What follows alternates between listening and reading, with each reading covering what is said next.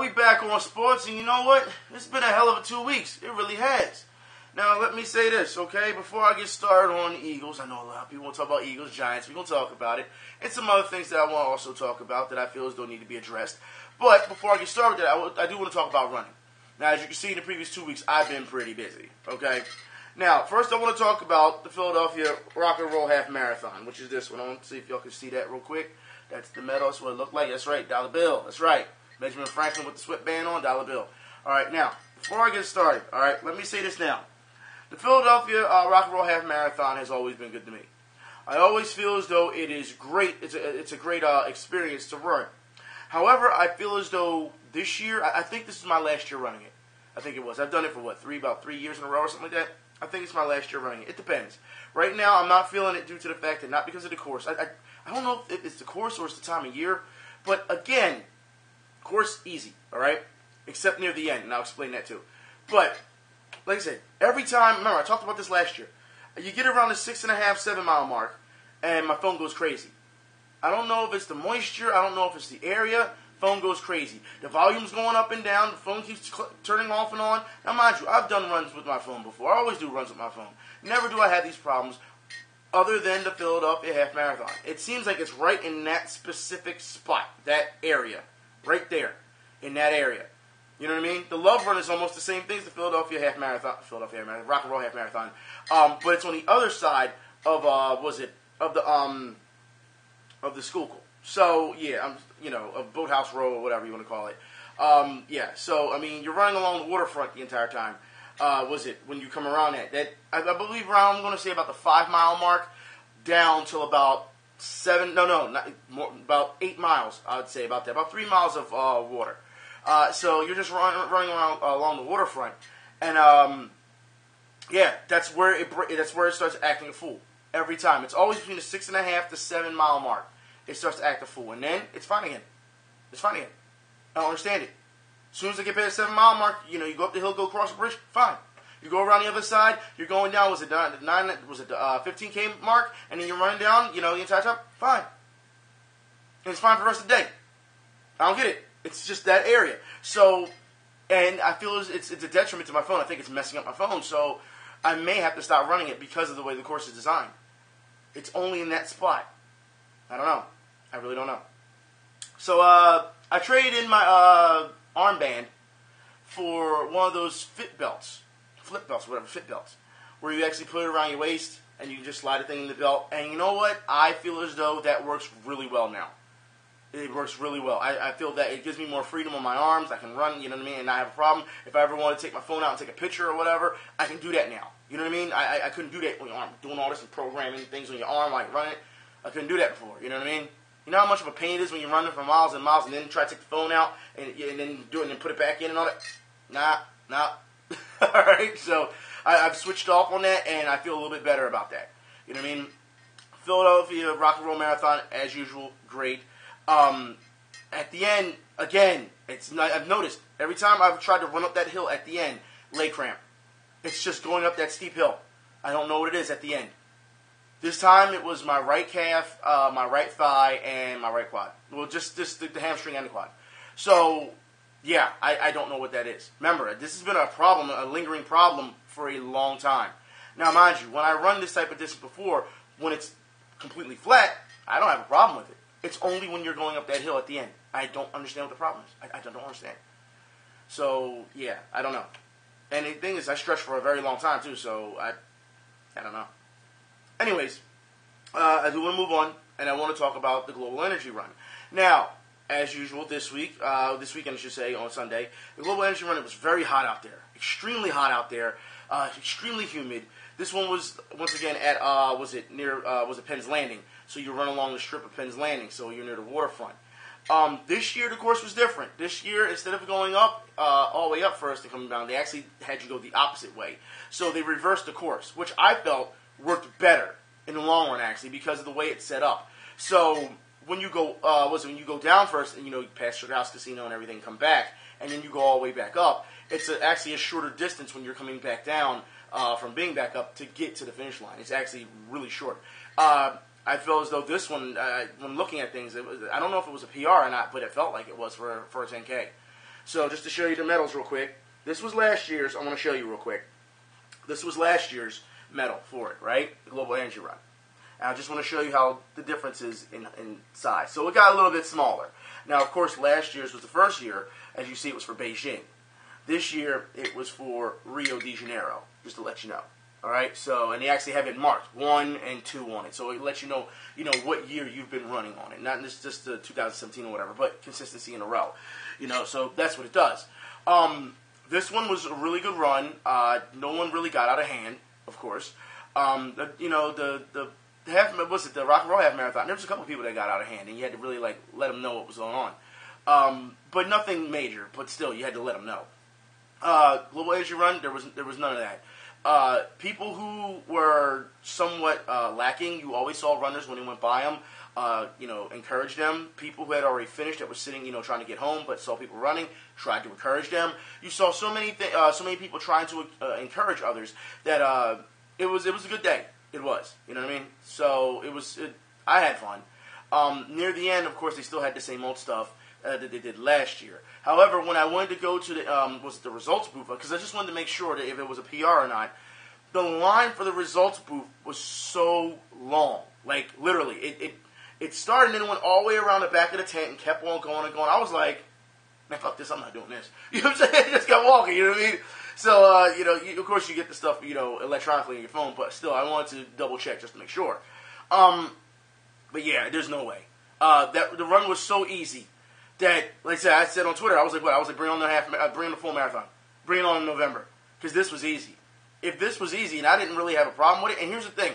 As I've said this before, I usually don't really get in rhythm, when it comes to running till about 4 or 5 miles in, because there's so many people at a run that you can't really get a pace. You're kind of constantly dipping in and out because, the corrals and everything. With the Global Energy Run, I didn't have that problem. I started off right away in a good pace and just cruised and was good. That was it. The only time I had to break pace is when I stopped to get some water. That was it. And they only gave you 2 water spots, the entire time. So I think one was at the 2 mile mark, and one was at the 4 mile mark or something like that. Something like that. You know what I mean? So, yeah. I know, not even a 2. I went 2.5 probably, 2.5 mile mark. I don't know. Maybe a little different, maybe 3 mile mark, 4.5. I don't know. Around there. Somewhere around there. It was specifically gapped pretty good. I will say that the consistency of people when they were giving you drinks were a little different. Now, the volunteers, it's not the volunteers' fault. It's not the amount that you were getting. It was how cold the water was. Because literally, one table would give you, water was warm as all. I'm like, what the hell? This is warm water. And then the other one would give you ice cold water. It was like, okay, I don't know if that was purposely done or it was just random. I think it was just random, but that's just me. So yeah, Global Energy Run was good. Didn't have any pain. Actually, I felt a little bit of pain in my left ankle, which is my bad ankle from playing basketball, from the Global Energy Run 10K. But I didn't have any pain in it when I ran, the half marathon. Yeah, I don't know. I don't know if it was just slowly, because there's only a week rest between, also with boxing and all that other stuff that's going on. So I guess maybe I slightly re-aggravated it. But since I said this is coming up in November, I got to start pushing now. You know what I mean? I got to make sure it's there. So, and for what I've heard so far, the Philadelphia Marathon is going to have, the same course as last year. So it shouldn't be a problem for me to practice the course, during the week and start running it. You know what I mean? So it shouldn't be a problem. Should be easy. I mean, I say that now. It should be easy. But, yeah, I think you also got to take into effect the weather and everything. Like I said, it's in November. It's going to be cold. As opposed to, I'll take the cold over the heat any day. I just will. You know what I mean? That's just me. So, yeah. Anyways, let's move on to football, shall we? Let's move on to football. Eagles Giants. All right, yeah. This was a game that you just felt who could make the worst play calling? Who could make the worst mistakes to win? Because that's what it was. Let's be real here. All right? When you try, it's unacceptable when you try and go for it on 4th and 8. Like I said online. Well, what was Peterson doing? Are you trying to open the Madden playbook? No. I'm not trying to hear the statistics, the numbers, it works. I'm not trying to hear any of that. 4th and 8. Grant, you're on the 50. Look, short punting. That's what you do. You short punt. I can understand some people saying, well, it's too short to really punt it, so you don't really get much out of it. And if you go for it, you don't have nothing to lose. You had something to lose because you're giving the Giants good field position before the halftime so they can march down the field. And of course they're going to have a hurry-up offense, which if anyone paid attention to in this game, when the Eagles' defense was playing really well, Giants decided to go to hurry-up offense. And that's when the Eagles had problems. They couldn't keep up with the hurry-up offense system. So that's when the Giants started shooting up their yards. And then all of a sudden, they got in rhythm. So then when they did go back to regular play calling, without the hurry-up offense, the Eagles were in trouble. They already had a rhythm. They already, so it became a problem. It was a tide shift. And it seems like the Eagles did not understand that. It seems like a lot of fans didn't understand that either. I don't get that. The defense played really well until the Giants. The Giants went off in the fourth quarter. Let's be real here. All right, unacceptable that the Eagles will let the Giants do that. Unacceptable. All right, you let them back in the game. You let them tie the game. Actually, they didn't tie the game. They actually went ahead, and we had to tie the game.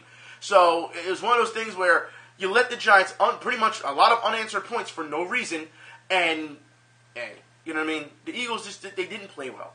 Darren Sproles gets hurt. I'm watching the game. I see he gets hurt, and it almost, it kind of like takes your breath away because it's like, hopefully he's okay. And then you find out this guy has an ACL tear and a broken arm. Like, damn, on one play. Like, oh my God. And also, what is the problem with our running game that we are not using LeGarrette Blount? I want to know. Because the first half, he did great. He was steamrolling the Giants. Second half, Peterson's like, no, we're not going to play.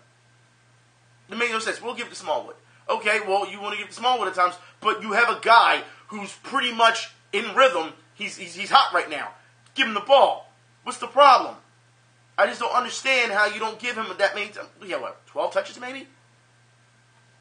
Come on. Most of that stuff was in the first half. I don't know how you don't try to use him more. The Giants got steamrolled in the running game, and Peterson abandoned it. And it wasn't because, we need to throw more, or we're behind, or no, because we weren't behind the whole game. You know what I mean? We weren't. So it made no sense what was going on. You started getting pass happy. And that to me is, look, as far as I'm concerned, when I'm seeing a lot of this play calling, Doug Peterson is a danger to this team. Not only to this team, but to himself. There's no way you can sit here and tell me that anything he called was okay. We got Carson Wentz who, God bless Carson Wentz. I mean, he tries to extend plays. He can make plays with his feet, as we can see. He's diving for the ball. He's trying really hard out there. You know what I mean? There's times where he's throwing it with his left arm, just to, so he doesn't take the sack. There's so many things that Carson Wentz is doing out there that he's doing right. And it just seems like, especially with our offensive line, they can't protect him for but so long. There's plays where the offensive line look great, but it's not consistent. You get a lot of time one play, next play y'all don't defend any. Y'all don't protect the quarterback at all. It's almost like y'all just stood up and just let the guys run by you. I don't get it at all. Lane Johnson again. Now look, we need to have this talk. Because in the comment section last time, you guys said that I need to pump the brakes on Lane Johnson being gone. No. I've been saying this for a long time now, for a number of seasons. I want Lane Johnson gone. Because Lane Johnson doesn't do his damn job. He doesn't. All right? Again, on Sunday, Lane Johnson, penalties. Like, come on. This dude come on. He obviously doesn't know what he's doing. There's times where he's going out when the defender's rushing in. It makes no sense. He's getting pushed back, which is where your batted balls come from for interceptions or Carson Wentz. He knows it comes from that side, right? Batted balls off of Lane Johnson's end because Lane Johnson's being pushed back too far. But no one wants to talk about this. Everyone, for some reason, loves Lane Johnson for some reason. Did he not remind you fans that he threw you fans under the bus not too long ago and then tried to apologize for it? And then afterwards try to say before this season, if you're not a real fan, who the hell is he to say who's a real fan and not? After he didn't throw us under the bus. But I need to pump the brakes on that. No, we need to find a new player. That's what it is. You notice everything about him, if you haven't noticed, throughout the offseason, up till now, doing all these interviews, wearing the LJ hat, all this stuff, it's all promotion. Why? Because he got 2 strikes right now. So now what he's doing is, regardless if he plays average, he's got to play up to the media. He's going to take every interview he can do. All right? He's got to keep his face out there due to the fact that if we let him go, he's got to have another job somewhere else. That's what it is. If you can't see the politics in this, man, then I'm not trying to hear it. If we can get another quality player, all right, that can replace Lane Johnson, I'm for it. Pull the trigger on it every day, all day.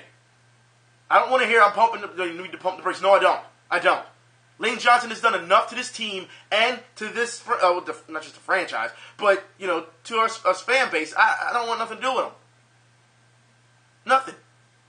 So as far as I'm concerned, Lane Johnson, he's just as much as a detriment, as far as I'm concerned. Now, the receiving core. Now, as you know, the receiving core, you only get as many, you're only as good as your opportunities that you get, the targets that you get. I will say that there's a lot of problems I saw with the receiving core this weekend, I should say past weekend. They didn't get a lot of separation. So it was almost like Carson Wentz had to play Eli Manning's game, which is 3-yard pass, 5-yard pass, blah, blah, blah. And then all of a sudden Eli started opening up near the end because, like I said, they got in the rhythm and the hurry-up offense and the Eagles started breaking down. So there's a difference. All right? But Carson Wentz, a lot of his plays are not, they're only going 5, maybe. I mean, 7 yards isn't bad. But 3 to 5 yards, that's all you're getting. Carson goes long. Every time Carson went down the field and he tried to throw the ball, what happened? It was a pass interference. So we get the yards, but you don't really get to see anything. You know what I mean? It's pass interference. So there's nothing you can really do about that. But there's just something about this, that this team, it seems, and we talked about this, when we first started getting these receivers. Now we got a long ball threat. Carson can throw the ball downfield and not have a problem with it. And yet we're still seeing these problems. So receivers at times are being jammed. They're not getting enough separation. You got the offensive line who can't hold up for Carson Wentz. Jason Peters, every game is pretty much hurt, but as you know, he's had 2 tears in his legs. So it is what it is. It's one of those things where if Carson doesn't have enough time to throw the ball downfield, it's not going downfield. It's that simple. So there's a lot of steps in place in order to throw the long ball down there, and we don't see it enough. We don't. Our offensive line really needs help. I mean, we thought the Giants' offensive line was bad. The Eagles' offensive line is just as bad. Stop playing with yourselves. Stop kidding yourselves at this point. Now, I know a lot of people want to talk about the kicking situation. So I guess we should, all right? I mean, for those who didn't see the Eagles-Giants game, because, of course, there's people here who's going to watch this video that are not from Philadelphia or not from New York or they didn't see any NFL highlights. Let's show you with the fans how they acted when that kicker hit a 61-yard field goal. That's right, 61-yard field goal in Lincoln Financial, and the fans were going crazy. And you know what? God bless you, Giants fans, because you took it really well. You took it on the chin. So let's see what one of the Eagles fans actually posted on Twitter.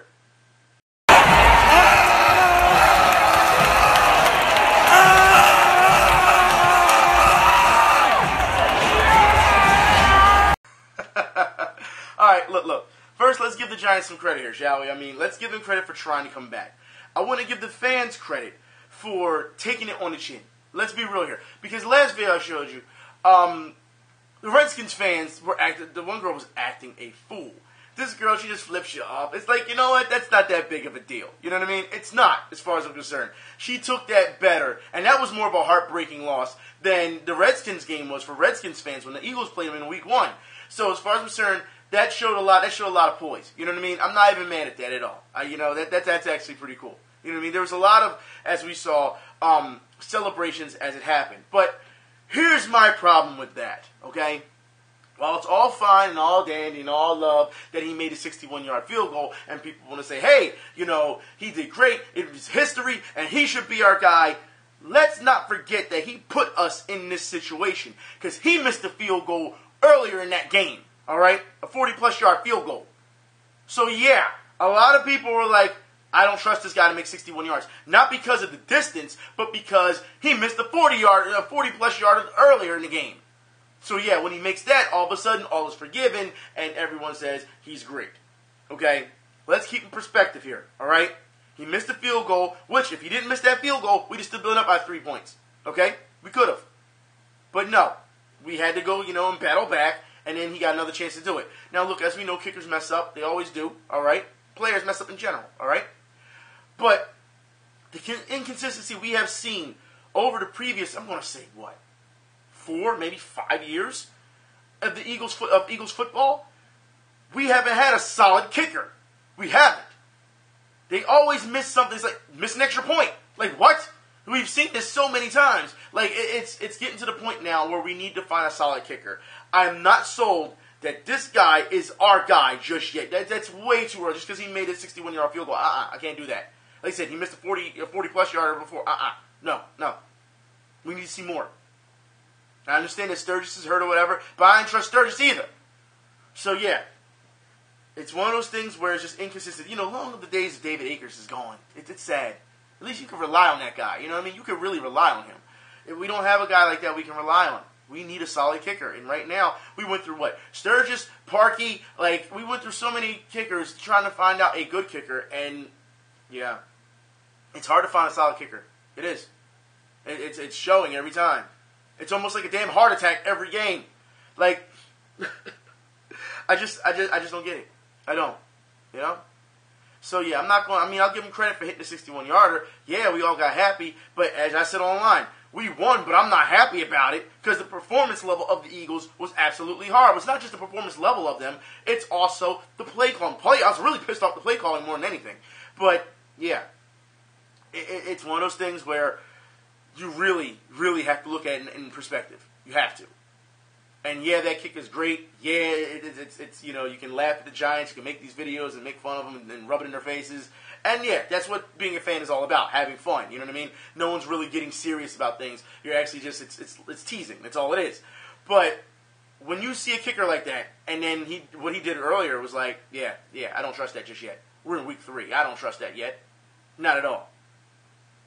So anyways, I guess we should move on to more football, shall we? Let's move on to the NFL, okay?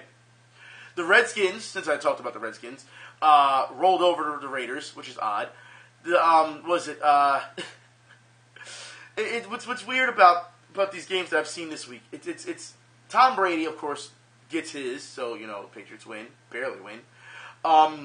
You had Detroit and the Falcons. Look, let's be real here, all right? Detroit won that game. They won the game, all right? Golden Tate saw at the end. He's in. I'm not trying to hear that. That's a touchdown. He's in, all right? But the Falcons, they still got that. They still got that win, which is whatever. The Jaguars roll over the Ravens, which is really? I'm telling y'all got to watch out for Blake Bortles. I've been saying this since he's been in the league, all right, when he was drafted. Blake Bortles, when we talked about the draft when he was there, I said, Blake Bortles can play. That guy can play, all right? And everyone is so shocked, but it's the Jags. It's the Jags. Teams that are bad consistently for a number of years, eventually they got to get better. They eventually have to. So, yeah, the Jags right now, I'm not saying they're legit or anything, but the Jags, they eventually have to get better. So, yeah, don't be shocked when they start winning games. Don't. I don't know. Ravens, they act like they ain't come to play. They ain't gonna play. You know what I mean? What is it? Let's talk about, here's one. Let's talk about Steelers versus Chicago. Now, look, you've got to be kidding me. Oh, my God. For those who did not see it, first off, is Leon Lett still around? Is the soul embodied? Has he embodied other players? Because you've got to be kidding me that this is what we saw. Anything this year. That one's blocked. The Bears have it. The Bears are going to get a touchdown out of this.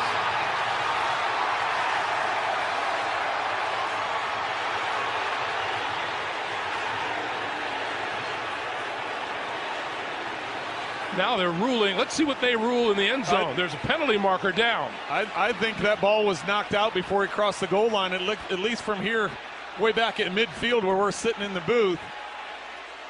As a teammate or a coach, if I was one of them, I would, bro, we gotta have this talk. Don't get mad and start looking at the ref like, did I get it? No, why didn't you run it out? Why didn't you run it out? Why'd you stop? Why'd you slow down?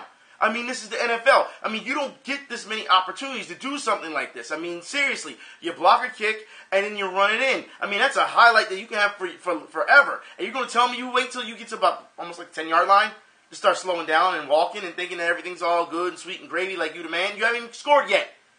And then you have this person who's hustling behind you pretty much knock it from behind. And yeah, that's what happened. So you didn't get the touchdown. So now you look like a fool. Seriously, don't get me wrong, all right? The Bears still won the game. They beat the Steelers because the Steelers, they went into overtime, they won. The Bears still won. But you have to be kidding me that something like that would happen. And yeah, it's always funny to look at and say, ha, ha, ha, that's what you get. But it's more serious than that. Because you got to think, football, when it comes to the NFL, You only have X amount of games to play before the season's over. All right, that could have been a deciding factor. You never know. That could have been a deciding factor. If we'd have got those points, we'd have won the game. That one game could have put us into the playoffs, and you know what I mean? So it's one of those things where it can be a deciding factor every time. For you to take off after running so hard, after doing all that effort, and then you'll tell me you don't finish it out? That's pathetic. It's absolutely pathetic. So Bears fans, I wouldn't be surprised if you're mad. I mean, I understand you still, if you still won the game, so it's like, all is forgiven. But when you look at it from a football aspect, I wouldn't be surprised if the coach grabbed him by his face mask, nope, sit down, fill the bench, because you're not disciplined enough. That's something that, like I said, you never know when you get that opportunity again. That could be your only opportunity. It could be a once in a lifetime opportunity. And now, since you did that, you know what that means? That makes you look like a joke. Now you're going to be known hey, remember that play when he did? Yep, yes, you're going to remember that. Notice I said Leon Lett? That happened a long time ago. We still talk about Leon Lett, aren't we? Exactly. Those things last a long time, man. I don't know. It's sad. Also, the Packers, Packers played their game. It's really interesting. I don't know if the Packers are struggling a lot. I mean, let's be honest here. Jordan Nelson at one point was hurt. It seems like he was questionable going into this game. But Aaron, you have Aaron Rodgers. You can trust that. Pretty much your air support.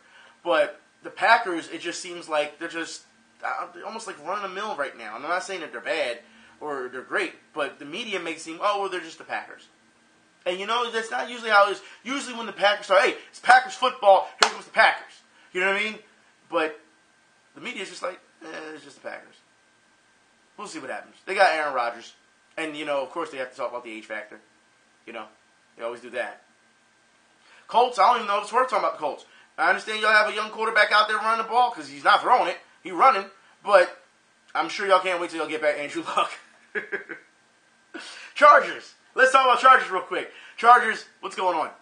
Philip Rivers I understand it. Look, Philip Rivers, since we're talking about quarterbacks, Philip Rivers can't do it all. But then again, for the last 5 years, Philip Rivers has done it all. And I say this due to the fact that the Chargers don't give him the tools that he needs, the weapons that he needs. So he's got to make weapons. It's almost like how Tom Brady is at times, where he doesn't have good weapons, so he's got to make them. It's the same thing with Philip Rivers. Moving San Diego to L.A. and seen as though they get no support at all. I mean, we saw what happened when they put San Diego, because they are the San Diego Chargers. All right, seeing the Chargers play the Rams and nobody show up, that's absolutely crazy. We've seen not too long ago, there's talks about moving the Chargers back to San Diego already because of the attendance. They shouldn't have moved to begin with. They shouldn't have. All right, they shouldn't have. Same thing with the Rams. They shouldn't have moved. They shouldn't have left St. Louis. They shouldn't have. L.A. is not a good market for football. We've tried this so many times with the Rams and with the Raiders. It's not a good market. They don't care. I mean, hockey barely has a good market out there. And the only reason why the Kings are relevant is because they won those Stanley Cups. That's it. Or at least in high contention for a Stanley Cup. So, yeah. They said, LA is not a good market for sports, man. I mean, it's more of a basketball market. I mean, like I said, it's one of those things, again, if you're not winning, people aren't showing up. Lakers won so much throughout, those 80s and 90s, where it comes to fans are loyal. So you still have that old generation of fans who will still come and still pack in the seats. But if you look at an NBA game today, and you look at the Lakers, and you look in the crowd, what are people doing? Not even watching the game. Dunking going on. What? Taking selfies and stuff. That's all they're doing. That's all they're doing. They're not watching the game. So they're just there just for appearance. You know what I mean? It's a little different now with the Lakers, especially since the Lakers have been in this, dare I say, rebuild process. It's a little different for LA. So with LA, there's just not a good market. I don't want to say that they're bandwagoners, but I guess we could say that because you don't really support the teams that much when they lose it or when they're new. Seriously, how long have you been trying to get more football teams in LA? You got 2 of them. Nobody's supporting it. I mean, hell, Chargers fans come from San Diego all the way to LA. That's about what? 6 hours? About that? About that? 3, 4, 5. I don't know, 5 hours, something like that. Depending if you're driving or not. So yeah, I don't think that that's going to last long. I think the Chargers, if they go out the season, It's so bad. I mean, you got to think you're playing pretty much a soccer stadium, and yeah, they're going to go back. But this should be a message to the Chargers, the actual franchise. Because remember, the Chargers franchise, the owners, they wanted a new stadium. And the people was like, no, update what you got. Now, for those who don't know, a lot of people always feel when it comes to the industry that it's always cheaper to knock down and build a new stadium as opposed to keeping maintenance on old stadium. That's why you see all these old stadiums get knocked down and torn back up, because it's cheaper. All right, but the San Diego Chargers the LA Chargers, hey man, they don't have a choice at this point. They don't. They just don't. Because as far as I'm concerned, they took their gamble and they said, look, well, if you're not going to give us what we want, we're going to take our ball and go somewhere else. That's what we're going to do. Well, you went somewhere else, and now you're finding out that the other side of the grass isn't as green. So now you come back to San Diego, and what are you going to do? Demand another stadium? No. You're going to make repairs on the stadium that you have. People love that stadium anyway. I've been to that stadium. It's a great stadium. So yeah, as far as I'm concerned, that's what you got to do. The San Diego Chargers played their hand. They're done. So yeah, take your licks, take your L, hold it. Put your head down and tuck your tail between your legs and walk on back to San Diego, and just be like, look, we were sorry. We know you love it. You love this team. You got diehard fans.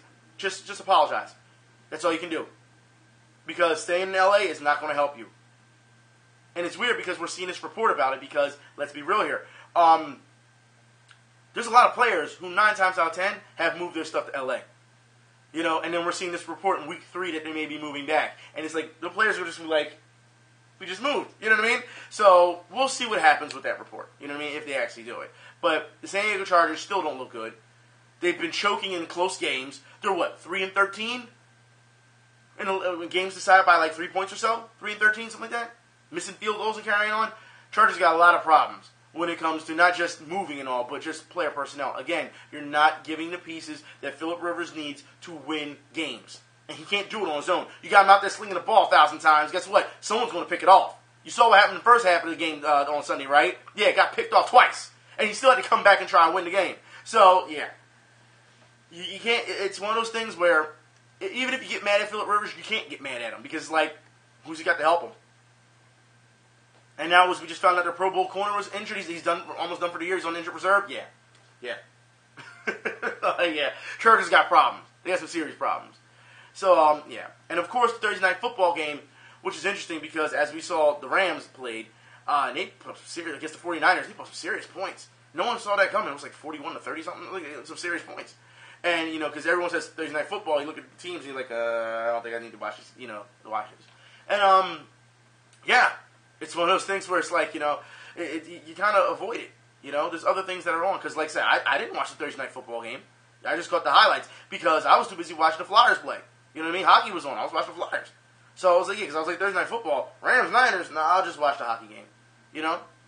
So, yeah. And that's another thing. Hockey's back. I'm happy it's back. I am. However, I think I need to move on. I do need to move on. I do. Because, and also, just to let you know, I want to say this real quick to Giants fans. Giants fans, you're 0-3. All right? Now turn around and look at the Jets. All right. Let's move on. All right.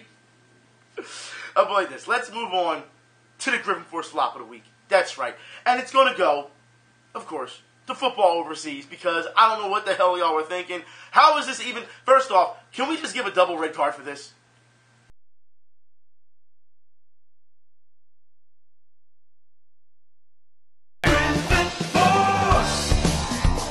Why isn't this cleaned up? Why do they let the players act this way? I mean, yeah, they make them look stupid, but, I mean, why not just erase this altogether so it helps the integrity of your sport? I don't understand this. And people just say, well, it's been like this for years and years. It doesn't matter if it's been like this for years. You think you want to improve it, right? I'm just saying, you wouldn't want that to happen. But, okay, let's just move on, okay? Let's move on. I want to talk about EPL real quick. I want to talk about Chelsea. All right? As we know, they clean-sheeted Stoke. Burned through Stoke. It seemed like their players couldn't handle the speed of our players. They just couldn't keep up with them. I will say, though, during this game, that Chelsea made a number of mistakes that I would put like this. This weekend coming up is a big game. We can't afford to make those mistakes against Man City because they'll make you pay. Now, for those who don't know in the standings, Man City is number 1, Man United is number 2, and Chelsea is number 3. So, as far as I'm concerned, this game, I'm hoping to go to the pub for this game on Saturday, is a very important game. We need to win this game. It's just that simple. And as far as I'm concerned, Chelsea really has to listen, it's one of those things where if you haven't realized the way that they played against Stoke, they could get away with that. You know what I mean? You got your goals, you couldn't keep up, you made a lot of mistakes, but you didn't. There was no punishment for those mistakes.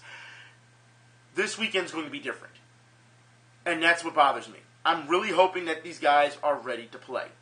You have to be, because if not, well, then just pack it in. Now, of course, they're going to fight. It's going to be a fight. These two are going to go back and forth. I really don't expect a lot of goal scoring. I don't. Now, if Man City just comes out the gates and starts guns blazing and we're just screwed, well then, pack it up. You know what I mean? But it's one of those things, I don't think they're going to do that. I don't think they can do that. I think that Chelsea does have a good chance to beat them. So, but as we know, this is the beginning of the season. You might as well say it's the beginning of the season. I mean, we got a lot of season to go. So, with that said, as you know, this is Man City's time when they're really good. Like I said, Man City plays really good in the beginning. Then in the mid, and then all of a sudden, during that back-end stretch, because in that between the mid and back-end stretch, they do nothing. And they start losing and losing and losing. And then close to the end, they make this valiant effort to try and do something. So that's usually how it goes. So Man City is very consistent on that fact that, hey, we're good, and as the season goes on, we get worse and worse and worse. And then near the end, we gotta start trying harder again. It happens every season. So they're going to be tough, given what time of the year it is. They're going to be tough. So I definitely look forward to this. This is going to be a great game as far as I'm concerned. I can't wait for it. Like I said, I want to go to the pub with this one, the Chelsea pub. I can't wait for this one. So, but Chelsea have to have all their P's and Q's in order. They have to. There's no ifs, ands, or buts. You cannot make the mistakes you did against Stoke. You can't. All right? Now, I want to move on because we have some things that we need to talk about. All right? I want to get into this before I move on to boxing and stuff. This basketball thing. I need to talk about this. All right? The Sixers. All right? For those who don't know, Embiid won't play 82 games this season, and he wants to stop flopping. That's what he said in the press conference. Now, understand that the reason why Embiid said this is because, number one, he's letting you know right now he's not healthy. He's letting you know right now. Season hasn't started yet. He's not healthy. Okay? He will not play 82 games. This is what we talked about last season. Shut him down. I understand that people got happy because it's been, 3 seasons? He's played about, 32 to 35 games in 3 seasons? And what did I say? Shut him down. Let him get healthy. But no. Y'all need to put him in the All-Star game. And y'all need to do this. And y'all need to do that. This is why I say, time and time again, there's a lot of basketball fans who don't know basketball. And don't care about the players. They don't give a shit. They just want to be entertained. And as far as I'm concerned, they're not basketball fans. They're not loyalists. They don't play basketball. They don't really watch basketball. They only watch basketball when people are winning. Shit like that pisses me off. Like I told y'all before, Philadelphia is a basketball fucking community. Basketball community. That's what we are. And it seems like a lot of people just jumped on this bandwagon now since the Sixers are getting somewhat, competent. Still bad, but competent. They're trying, so you can't take that away from them. They're trying. But this season is going to be more of the same, as far as I'm concerned. You can't sit here and tell me that the Sixers, don't get me wrong, now that the Knicks have lost Carmelo Anthony, and pretty much you're opening the door for the Nets, but as far as I'm concerned, you're opening the door for the Sixers to get into the playoffs. It may be the last spot, but you're opening the door for them. That's not saying much. And that's what people fail to realize. People I'm telling you, Sixers make the playoffs, people here are going to be nuts. And you can't tell them anything. The process worked, blah, blah, blah, blah, blah. No, it hasn't. The man is not healthy. He hasn't played a full season. And he's not going to play another season. So 4 seasons of not being healthy. At what point do you say, this is not good? This is something to be concerned about. At what point? Granted, Embiid, when he's on the floor, is a talent. I've said that time and time again. But he can't stay healthy. He can't. And to his minutes, he's been flopping a lot. So he's been faking it. I already know how I feel about flopping. And if I respect it or not. No matter who does it. Like I said, I get on LeBron James for flopping. You think I'm not going to get on Embiid for flopping? I don't respect LeBron James because of the flopping. You think I'm going to respect Embiid for flopping? But at least he admits it and he wants to stop it. Thing is, you can easily stop it. Don't flop. How about that? If someone bumps you, oh, don't do all this and fall. How about that? It's not that hard. I mean, should we put your back on the blacktop? So when people run their elbow into you, let's see if you fall then. You're not going to fall. It's a conscience thing. It's a diva thing. It is. Because no one's flopping on the concrete. No. No one wants to hit that concrete like that. No. But leave it to you NBA players to get so soft and so comfortable. But then again, what do you expect from a guy who's only played 35 games, maybe 3 seasons? Yeah, he going to be comfortable. Y'all love him. Y'all let him go on stage and dance and not criticize him. You let him say whatever he needs to say and say it's okay because it's fun to hear him talk trash. Still not healthy. But of course y'all going to get mad at me about the truth. Telling you the fucking truth, right? That's what you're going to get mad at. So again, this season, not going to be healthy. So we'll get a chance to see the other pieces possibly play, depending on how Simmons is, if he's there. I mean, we've seen the reports, oh, he's tearing it up. That means nothing. That means nothing. We've seen the media spin for quite a couple seasons now. I don't give a shit what the media has to say. I care what the players, what they have to say, how they feel, not what the media says. So when Embiid comes out and says he's not going to play 82 games, I'm going to believe that. Because he said it. It came from his mouth. Not CSN and everything will be okay, everyone. It's, no. Or radio or whatever, no. Not going to listen to that. If Simmons says he feels good, he can play, and he going to play all season, all right, I'll believe that. For now, that's until he gets, if he gets injured. We don't know, because, injuries, it's not planned, They just happen. They're freak injuries. Things happen, If Simmons feels good, fine. I'm all right with that, But we'll see. But we already know his deal, what happened last season, so he already, as far as I'm concerned, he's already on my shit list. This Sixers team, you can't tell me that this process is working. You're getting these picks, but what's the point of getting picks if they're not playing? Just saying. Everyone's the guy. For the last X amount of seasons, everyone's the guy. Like, come on. Stop playing with me, man. Like, so I really don't want to get into this season with the Sixers. I really don't. Because there's a lot of Sixers fans who are really fucking stupid. And they love to shoot their mouth off. I don't know, man. Why can't you just be supporting the team? Because the team is ass. Why can't you just get a team without all the bullshit involved? Why do y'all love to entertain so much fucking drama and bullshit? Huh? I'm just wondering that. Because that is not what happens on the court. That's not what happens when you step outside and go play basketball. No. Nah. The only time you're going to see some little bit of drama is when it's point game and people don't want to lose. All of a sudden, everyone starts calling foul. That's the only time you see some. And then they start arguing for 10 minutes. Everyone cooled down after that, right? That's the only drama you see. The rest of this shit, frivolous bullshit. But y'all love this shit online. Take y'all asses outside. Anyways, let's move on to boxing, shall we? Now, some of y'all had asked me about Canelo Triple G and how I felt about it. Canelo Triple G, alright, because a lot of people, especially, I believe even ESPN said it yesterday, the best fight of the year goes to Mayweather-McGregor. I don't think so. Alright? Not by a long shot. And some people say, why you say that? Why you say that? I'll tell you why, alright? The only reason why McGregor versus Mayweather was good is because McGregor exceeded expectations. So because your expectations of McGregor was here, and he fought here, not here, but here, alright? All of a sudden, it's great. It's great. Watch that fight again. Floyd walking through his punches because they ain't got nothing on him. In the first couple rounds, he had some sting on him. As time went on, Floyd just coming like this straight at him. Had nothing on him. Any boxer will tell you who's not afraid to get punched or doesn't feel anything that they're thrown because it's a bunch of bitch-ass punches, they're going to walk right through him and hit you. Any boxer will tell you that. That's nothing. So as far as I'm concerned, Conor did what he went out there and he tried to perform, but he burned out. That's what happened. All right? He wasn't conditioned enough. But the fact is, it wasn't that great of a fight. It was all right. It wasn't that great of a fight. But Canelo Triple G was a great fight. And here's the thing. When you look at all the type of things that happened in Canelo Triple G, because, we knew that Canelo was, he was going to try punching him, really hurt Triple G. He was throwing bombs at Triple G. He was shrugging him off. He's like, that's all you got? There's not one time Triple G was like, oh, I'm so hurt, or wobbly-legged or anything. No. He was just coming forward the entire time. He was stalking Canelo. Canelo was backpedaling so damn much. Man, you gotta be kidding me.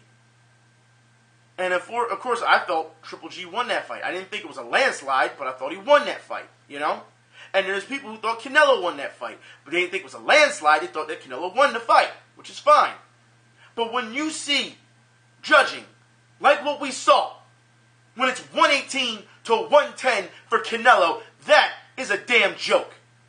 It's an absolute joke. You can't sit here and tell me that doesn't hurt boxing. And if you haven't noticed since then, they have been trying to do a lot of cleaning up with boxing. All right? It hasn't worked either. They've tried to. They keep addressing it, and it's not working. I put it like this. The judge who made that decision when it came to 118, 110 Canelo, she was, I want to say, relieved from her position. But that's not the case. They just gave her a break, apparently. Now, this judge is also known, Bird is known for other fights where horrible scoring in boxing and in MMA.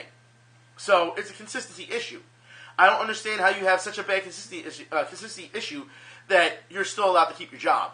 I don't want to hear, well, she's burned out, she needs to take a break. No, she needs to be relieved of her position because it's incompetent. That's why.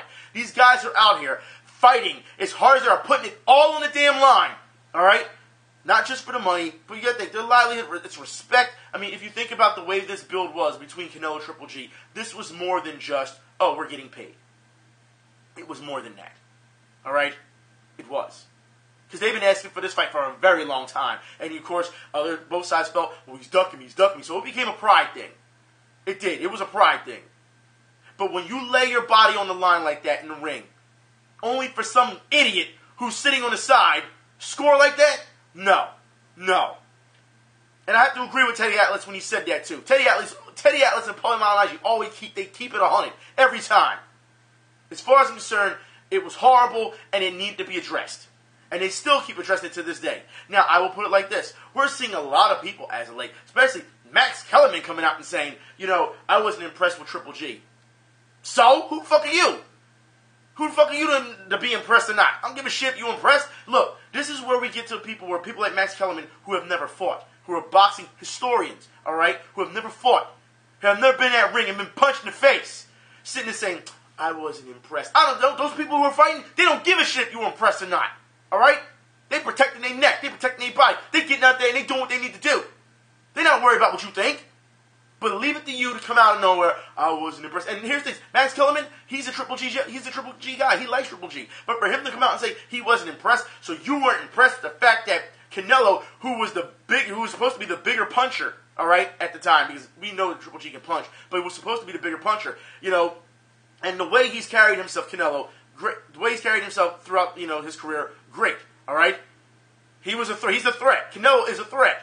And for Triple G to walk him down, to stalk him, and the way he fought Canelo, you gonna tell me you're not impressed by that? All right. Go sit your ass down. You can feel the bench too. You've got to be kidding me that we have these people saying this type of stuff. As people who have been in a ring or have been around boxing, you know not to disrespect a fighter like that. Unless you won't get in the ring and fight him yourself. You know better than that. Oh, well, he fought, but I wasn't impressed. What? Okay.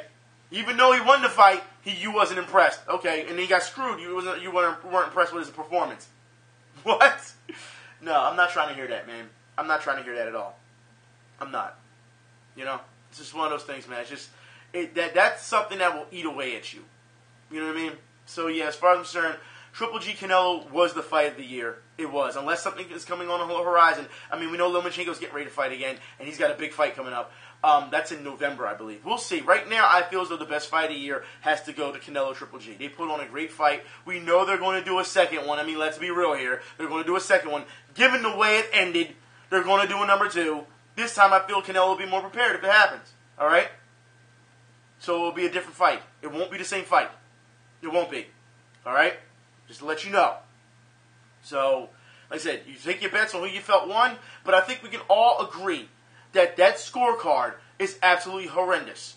No matter who you thought won, you knew it was closer than that. No ifs, ands, or buts. You know what I mean? So, I'm done. I'm done. I really am. I got things to do. I got other boxing places to go to today. You know, even boxers I talk to, they say the same thing. You got to be kidding me. That, you know, it's disrespectful. It's disrespectful to fighters who do that. It is. That's why Tay Atlas came out and said what he said. You know, like, it is true. It's absolutely true. People, if you're not going to pay attention to the fights, what's the point of you watching the fight? Other than, I want to see someone get punched. Because there's more to boxing than that. There's more to fighting than that. If you haven't noticed that. So, yeah. As far as I'm concerned, it needs to be cleaned up.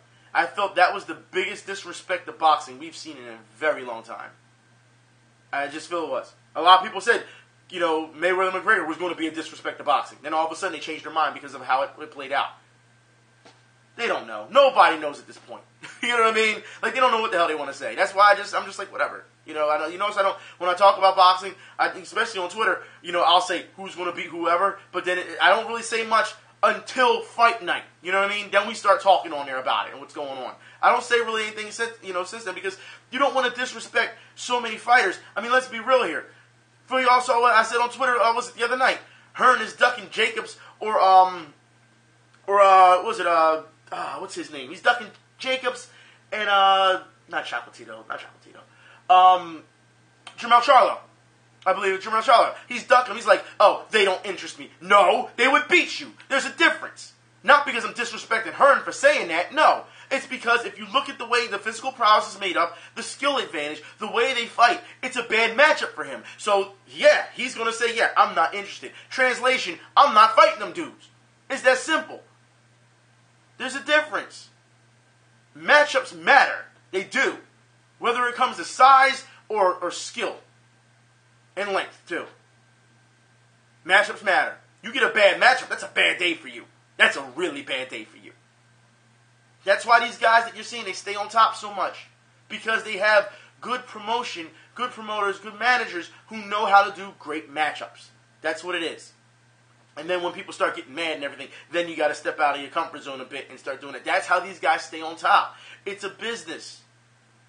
You think it's just happens that way? So you think some guy just all of a sudden, oh, well, he's 20-0. Now he can get something, get something going. You do realize the first possibly 10, 15 fights, he fought nothing but a bunch of bums, right? The stat pad. That's how it works. That's exactly how it works. And though you may not like it, that's the business. So yeah, I feel as though if anything, is you'll get more excited if you watch more amateurs. Because they don't really do that many matchups in amateurs. Like, they do matchups, but guys go at it. Because they know they have a short amount of rounds, and it's all hard. They just go at it. You know what I mean? It's not like boxing where you have a chance to feel each other out for a while. No, that's not how it works. You get to see your opponent. You'll have a guy who's like 6'1", 165 pounds, as opposed to another guy who's like 5'7", 165 pounds. You know what I mean? Like, the matchups matter, dude. They matter. If you don't understand that, then there's no point of people talking about boxing as far as I'm concerned. It is a big deal. Anyways, I'm done. Yeah, I'm going. I'll talk to y'all later. Until next time. Y'all be safe. Y'all have a good one, alright? I'm out.